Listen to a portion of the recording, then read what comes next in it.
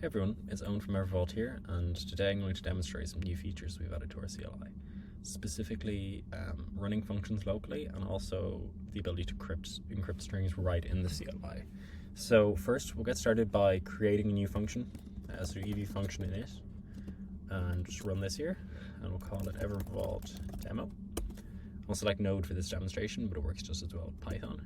So just head into the folder that I created there now. And as you can see, you created all the normal files that you'd have with a function.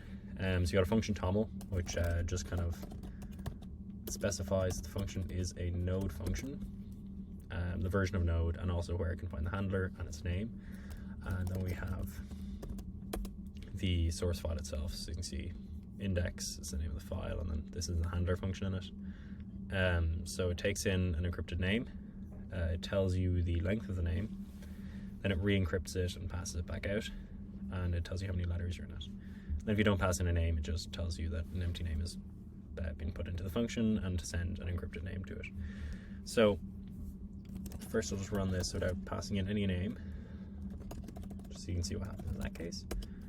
So it just runs, says an empty name is arrived into the function, and it tells you to do it with an encrypted name parameter. So I'll go and do that now. So we'll encrypt just my name here. So you have to run with the debug flag just because you're running locally, so it doesn't have access to your actual decryption keys. So I'll just go with my name. So here we've got a nice little encrypted string, and then we can run it with some data. So you pass in the data flag, and then it just takes JSON input from there on. As you can see, now a name of length 4 has arrived into the function, and it seems you have 4 letters in your name. So that was running functions locally and encrypting strings with the Evervault CLI.